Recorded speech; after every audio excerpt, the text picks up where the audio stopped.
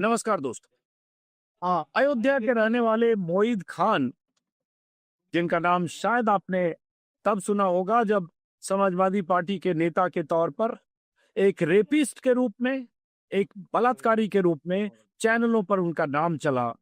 उन्हें घोषित किया गया एक नाबालिग लड़की के बलात्कारी के तौर पर उनका चेहरा दिखाया गया।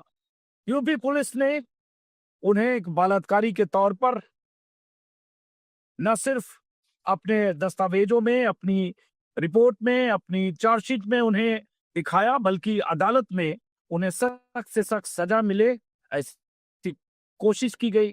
यूपी के मुख्यमंत्री योगी आदित्यनाथ ने मोईद खान को विधानसभा के भीतर कहा और पूरी की पूरी बीजेपी जिस शख्स को बलात्कारी साबित करने में जुटी रही, यूपी पुलिस जुटी रही, वो शख्स कोर्ट से बाइज्जत बरी हुए मोईद खान।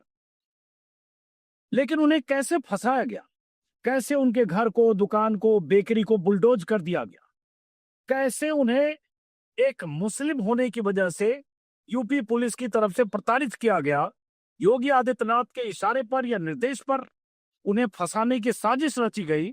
इसको समझने के लिए आज हमारे साथ एक खास मेहमान है, सईद खान साहब, जो एडवोकेट हैं फैजाबाद डिस्ट्रिक्ट कोर्ट में और मोईद खान के वकील हैं, और इनकी दलीलों के आधार पर ही, दलीलों को सुनकर ही अदालत से मोईद खान बरी हुए हैं।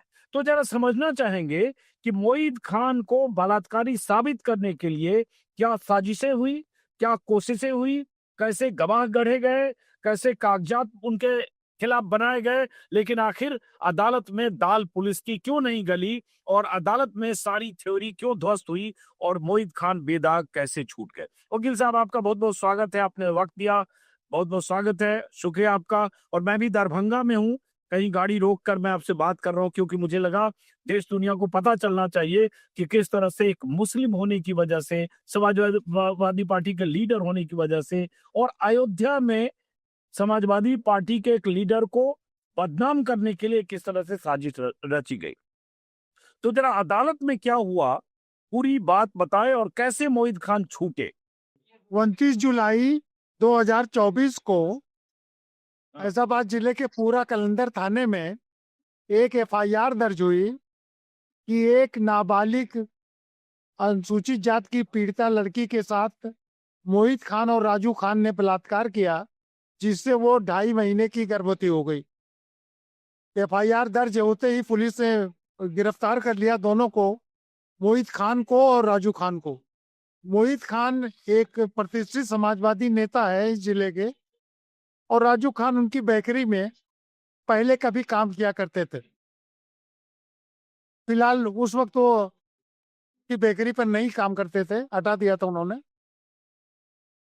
उसके बाद पीड़िता का 164 का बयान कोर्ट पर कराया गया।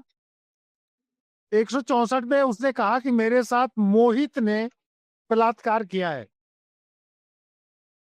जब 164 का मुआयना किया पुलिस वालों ने, तो उसने देखा कि इसमें मोहित का नाम नहीं लिया, मोहित का नाम लिया। तो पुलिस को चूंकि मोहित को फंसाना था, इसलिए एक दूसरा 164 का कलमबंद बयान करवाया पुलिस ने। हालांकि कानून में दूसरा कलमबंद बयान परमिसिबल नहीं है, लेकिन दूसरे बयान में उसको सिखा पढ़ा के मोहित का नाम कहलवाया और ये कहा कि मैंने मोहित कहा था, मजिस्ट्रेट साहब ने गलत मोहित लिख दिया और मोहित नाम का कोई व्यक्ति मदरसा कस्बे में नहीं है। ट्रायल के दौरान हमने मोहित का निवास प्रमाण पत्र, वोटर की नकल, वोटर लिस्ट की, ये सब चीजें लाके दाखिल किया और जिला में उससे पूछा कि भाई आपकी बड़ी बहन का एक देवर है जो उसी कस्बे में रहता है जिसका नाम मोहित है और उसके पिता का नाम ये है। तो ये बात साबित हुई कि दरअसल मोहित नाम का व्यक्ति है जो पीड़िता का रिश्ते में देवर लगता है, लेकिन चूंकि दूसरा कलमबंद बयान इन्होंने मोहित के नाम कराया था, चार्जशीट मोहित के नाम आई। ट्रायल में साबित हुआ हाँ, जी, बात पूरी कीजिए। ट्रायल में जी, ट्रायल में एफआईआर में आरोप था कि मोहित की बेकरी के अंदर मोहित और राजू ने उसके साथ सामूहिक बलात्कार किया और उसका वीडियो बनाया। ये एफआईआर में ये आरोप था। लेकिन जब दोनों के फोन पुलिस ने रिकवर किया, फोरेंसिक जांच में भेजा, तो वहां से रिपोर्ट आई कि इन दोनों मोबाइल फोन से कोई रिकॉर्डिंग कभी की ही नहीं गई है, डिलीटेड नहीं की ही नहीं गई है। और जब पीड़िता को उस स्थान पर ले जाया गया कि भाई तुम्हारे साथ बलात्कार कहाँ हुआ, तो पीड़िता ने बेकरी से 100 मीटर दूर एक खेत में एक चिलबिल के पेड़ के नीचे का स्थान बताया कि हमारे साथ यहाँ बलात्कार हुआ है। यानी बेकरी में नहीं हुआ, वो स्थान बेकरी से 100 मीटर दूर है। लेकिन हड़बड़ी ने पुलिस वालों ने पूरी बेकरी को बुलडोज कर दिया। इनका एक शॉपिंग कॉम्प्लेक्स था, उसको बुलडोज कर दिया। शॉपिंग कॉम्प्लेक्स मोहित खान का नहीं था, वो एक मिस्टर महमूद है उनका था। वो इंग्लैंड में रहते हैं, मोहित उसकी देखभाल करते थे। लेकिन इनका मान के उसे भी बुलडोज कर दिया। इनकी पूरी बेकरी बुलडोज कर दी। करीब 15-20 लाख का इनका सामान, जो मैदा वगैरह था, 20-20 लाख की मशीनें थी, सब कुछ ध्वस्त कर दिया, चला के उसी मलबे में दबा दिया। ट्रायल चला, इन लोगों ने 13 गवाहान पेश किए। जिरा में पीड़िता ने यह भी कह दिया कि मैं किसी राजू खान को नहीं जानती, और जो मोहित नाम मैंने बताया था वो दरअसल मैंने मोहित बताया था, मजिस्ट्रेट साहब ने गलत लिख दिया कि वो मोहित है। बहरहाल अदालत में 1 साल 5 महीने करीब कार्रवाई चली, सारे गवाह पेश किए गए, जिरा हुई। ये पूरे ट्रायल से साबित हो गया कि ना तो उसके साथ बेकरी में कोई बलात्कार हुआ है, और ना उसके साथ मोहित ने कोई बलात्कार किया। उसको जो उधर समाजवादी, उधर भाजपा के नेता लोग थे, उन लोगों ने मामले को उछाला। एफआईआर के बारे में जब पूछा गया उससे, उसकी माँ ने एफआईआर किया था, तो माँ ने स्पष्ट रूप से सशपथ कहा कि ये एफआईआर में लिखे शब्दों का मतलब मैं नहीं बता सकती, मैं वो स्थान नहीं बता सकती कि जहां पर एफआईआर टाइप, कंप्यूटर टाइप थी, कहाँ पे ये टाइप कराई गई, मैं उस स्थान को नहीं बता सकती। और ये हो सकता है कि इस एफआईआर को भारतीय जनता पार्टी के नेताओं द्वारा दर्ज कराई गई हो। ये सारी बातें आई। अदालत ने ट्रायल के बाद ये पाया कि नहीं, ये बिल्कुल बेगुनाह है। हाँ, डीएनए टेस्ट में मोहित का तो डीएनए मिला नहीं, राजू खान का डीएनए किसी तरह से मैच किया। हालांकि डीएनए बनाने वाले वैज्ञानिक को अदालत में पेश नहीं किया गया, वो डीएनए भी प्रूव नहीं हुआ। इस पर भी अब इनकी हाँ केस दाखिल किया गया था कि डीएनए प्रूफ, हाँ, डीएनए अब दो प्रूफ तीन नहीं। सवाल है। 2-3 सवाल, जैसे आपने कहा कि पीड़िता का बयान 164 में मजिस्ट्रेट के सामने पहली बार हुआ, तो उसमें जी उन्होंने मोहित का नाम लिया कि मोहित ने उनके साथ जी बलात्कार किया। जी हाँ। लेकिन आपका कहना है कि दोबारा 164 में बयान लिया गया, पीड़िता का लिखवाया गया, जिसमें उन्होंने मोहित का नाम लिया। ये आप कह रहे हैं वकील जी साहब? जी तो जी जी जी आमतौर पर यही कह रहा जितना हूँ। मैं न्यायिक प्रक्रिया में जितनी मैं भी थोड़ा बहुत समझता हूँ, मेरे फादर जुडिशरी में रहे, 164 में एक बार बयान हो गया मजिस्ट्रेट के सामने तो हो गया, फिर वो मजिस्ट्रेट के सामने दोबारा बयान आमतौर पर तो ऐसा होता नहीं है। नहीं, कानून में वो लॉ में परमिसिबल भी नहीं है, सेकंड 164 दोबारा हाँ नहीं कराया जा सकता।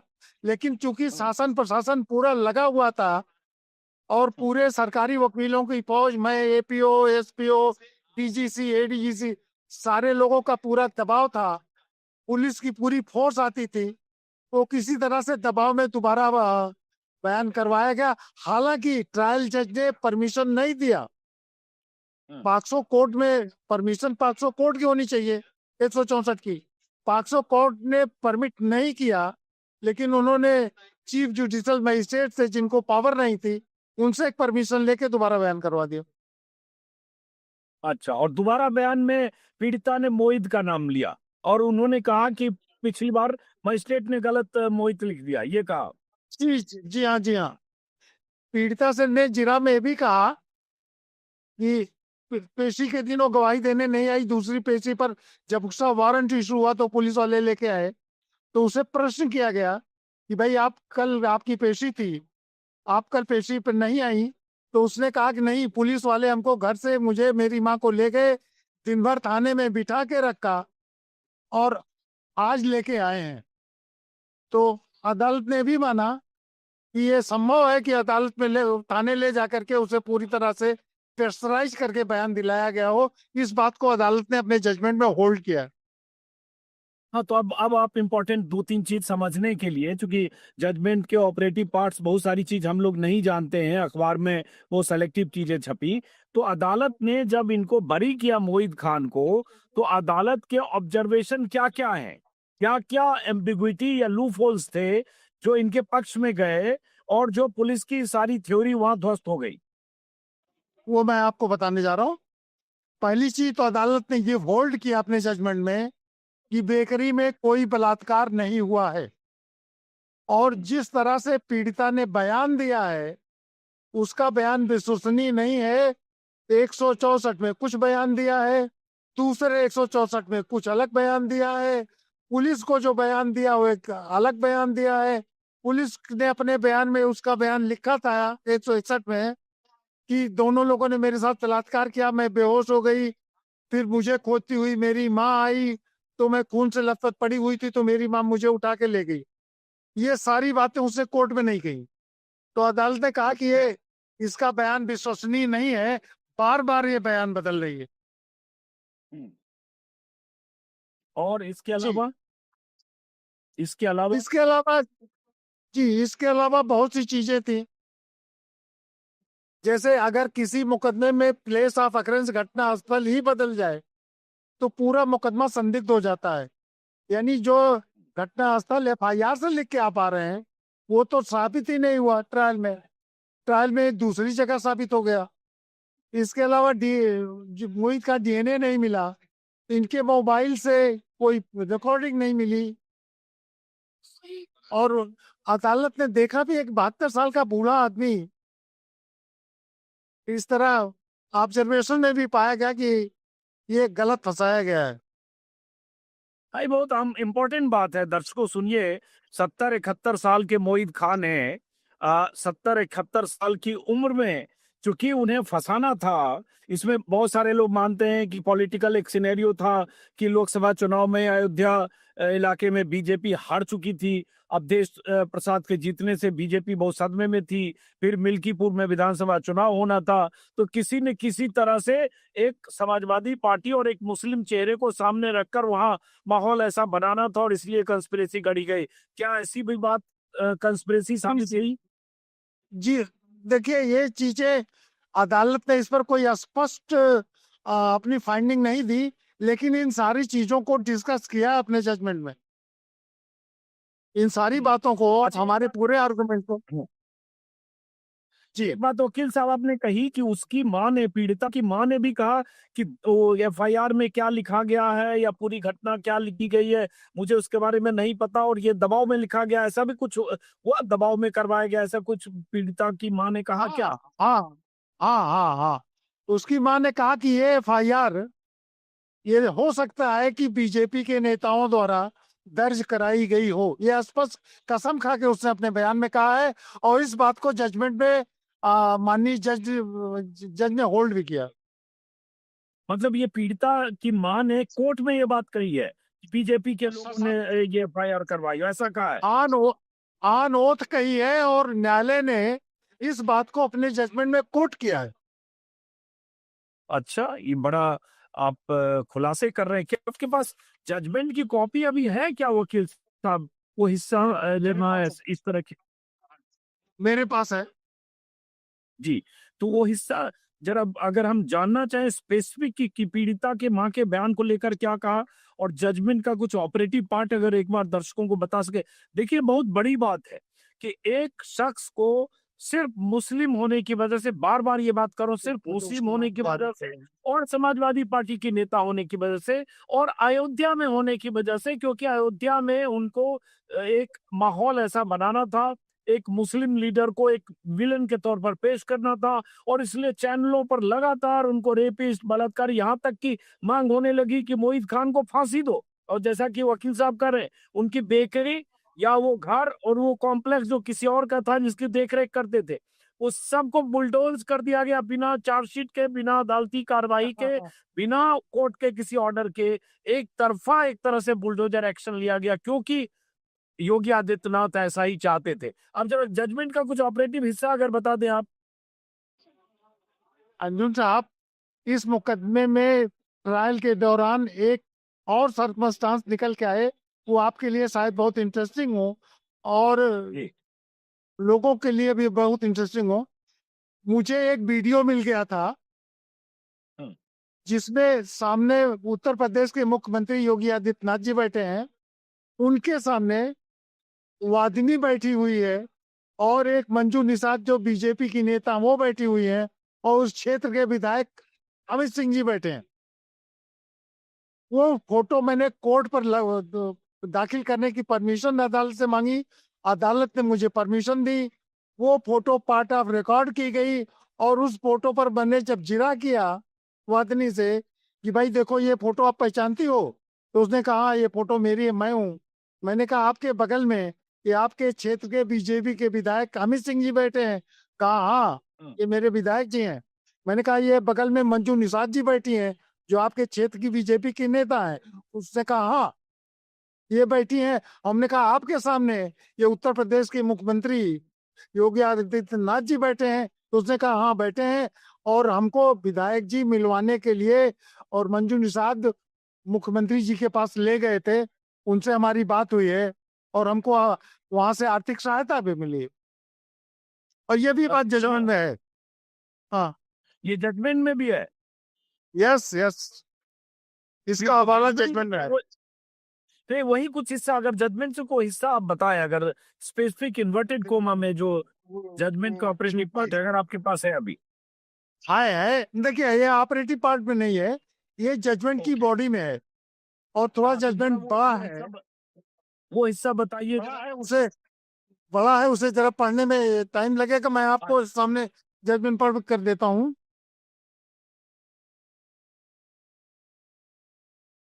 ये नहीं है जिसमें, हाँ आगे भी इसके बयान में थोड़ा जजमेंट लेंदी है, बड़ा है, उसमें खोजने में समय लग जाता है। अब ये बताइए हमारा हिसाब चला सर। जजमेंट में साफ साफ ये हो गया ना कि इन्हें फंसाया गया, ये बात कही गई है हाँ, कि इन्हें फंसाया गया। हाँ बिल्कुल, ये माना गया कि इनकी संलिप्तता बिल्कुल संदिग्ध है तो और फंसाया ये गया। आप तो क्या लगता है कि ये किस लेवल पर ये कंस्पिरेसी हो के यहाँ तक रही, और मोहित खान कितने दिन जेल में रहे वो?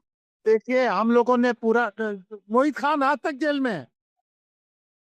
अच्छा। वो 30 जुलाई 2024 से आज तक जेल में है मोहित खान, क्योंकि इसके बाद पुलिस ने उनके खिलाफ पोस्टर लगाया। अभी इस केस में अकुटल हो गया, रिहाई चली गई, गैंगस्टर में अभी भी बेल नहीं हुई है। अभी जब उसमें बेल होगी तभी वो बाहर आ सकेंगे। ओ, अभी भी जेल में है वो? हमें लगा कि वो यस, पहले बेल हो गई। नहीं तो गैंगस्टर, नहीं, एक मिनट, गैंगस्टर एक्ट इसके बाद लगा? यस, तो गैंगस्टर एक्ट क्यों लगा? वो कोर्ट में क्या स्टेटस है उस मुकदमे का? उसमें बेल अप्लाइड है और जब सुनवाई होगी, आर्डर होगा, बेल मिलेगी तभी बाहर आएंगे।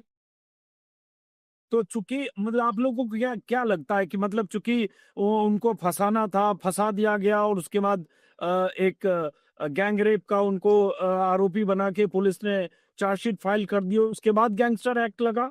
मतलब चूंकि मुझे गैंगस्टर एक्ट कब लगा ये टाइमिंग का नहीं पता। नहीं, टाइमिंग पता है, क्योंकि आज मेरे पास वो फाइल यहाँ नहीं, आज पेशी में नहीं है, इसलिए वो फाइल आज मेरे कोर्ट पे नहीं आई है। लेकिन कहेंगी FIR इस केस के ट्रायल के बाद, जब ट्रायल शुरू हो गया तो कहीं इस केस में बेल ना पा जाए, बाहर ना आ जाए, इसलिए उसके खिलाफ एक गैंगस्टर एक्ट का मुकदमा इसी अपराध के आधार पर लगा दिया गया। बताइए। तो लगभग 1.5 साल से जेल में है मोहित खान, 71 साल 1.5 साल से जेल, 1.5 साल तो अभी अभी जजमेंट में ये हुआ कि राजू खान का DNA मिल गया पीड़िता से, और ये भी माना जाए कि DNA टेस्ट होना या डीएनए टेस्ट कराया जाना भी मोहित खान की बेगुनाही को साबित करने में मददगार बना। जी हाँ, जी हाँ, आप सही हैं। हाँ। और दूसरा ये कि जो ये कहा गया था पीड़िता की तरफ से एफआईआर में शुरुआती उसमें कि मोबाइल से रिकॉर्ड किया और उसके बाद उसको ब्लैकमेल ये लोग करते रहे, मोहित खान को भी जो आरोपी बनाया गया। तो मोबाइल जी। की फॉरेंसिक जांच में कहीं उस मोबाइल में कोई भी वीडियो बनने की कोई सबूत नहीं मिले। ठीक कोई है। सबूत नहीं मिला, उससे डिलीट हाँ। भी नहीं किया गया है। ये रिपोर्ट है कि इससे हाँ। कभी कोई रिकॉर्डिंग की ही नहीं गई। अब इसी से दर्शकों आप समझिए कि फंसाने की कितनी बड़ी कॉन्स्पिरेसी रची गई। और ये कॉन्स्पिरेसी ऐसा नहीं है कि कोई फैजाबाद के अयोध्या के कोई लोकल लेवल के पुलिस अधिकारी ने, एसएचओ ने, डीएसपी ने, एसपी ने किया। ये सीधे सीधे लखनऊ से हो रहा था, सीधे सीधे मुख्यमंत्री के सुपरविजन में हो रहा था, क्योंकि सीधे सीधे मुख्यमंत्री ने विधानसभा में बयान दिया मोहित खान को लेकर। और वो बयान में जिस तरह से उन्होंने रेपिस्ट घोषित कर दिया विधानसभा में, और जिस तरह से पूरी बीजेपी मोहित खान के मुद्दे को उछालती रही, जैसा कि मैंने कहा फांसी की मांग तक करते रहे कुछ बीजेपी के नेता विधायक, और पूरे देश में माहौल बना। इसलिए क्योंकि मोहित खान को किसी भी सूरत में रेपिस्ट बताकर और एक नैरेटिव सेट करना था समाजवादी पार्टी के खिलाफ। और जाहिर है उनके टारगेट पर मुस्लिम तो होते ही हैं अगर किसी आरोप में फंसाने की बात होती है।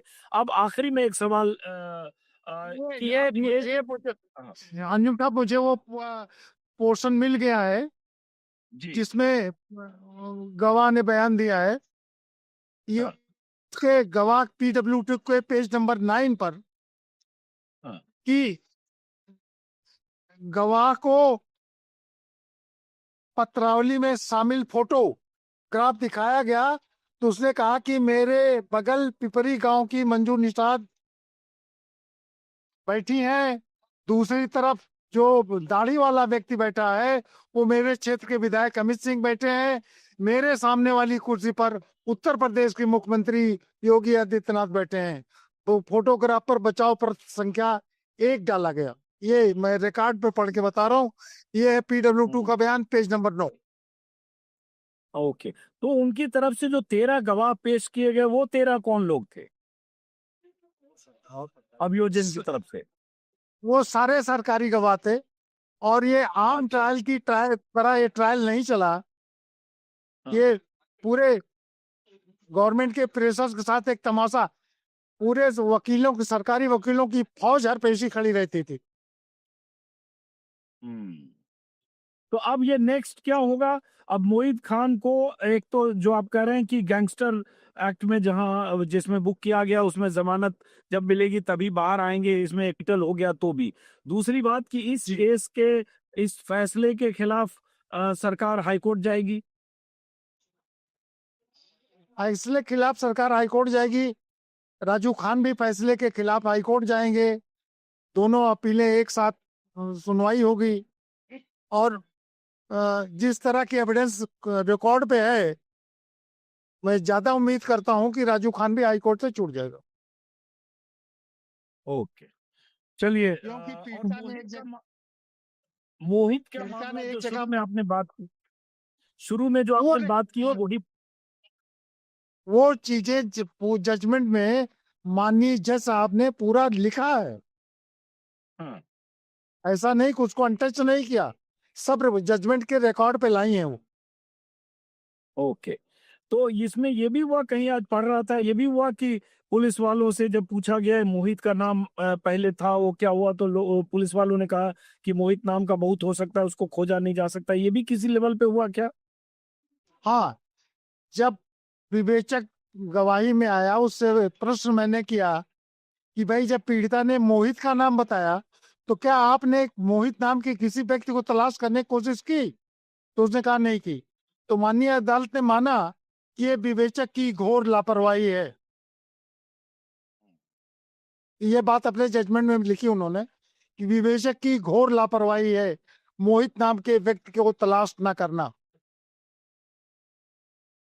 चलिए। चलिए वकील साहब, बहुत बहुत शुक्रिया, अपने कोर्ट में आप हैं और इस तरह से हमारी आपकी बात हो पाई, बहुत बहुत शुक्रिया।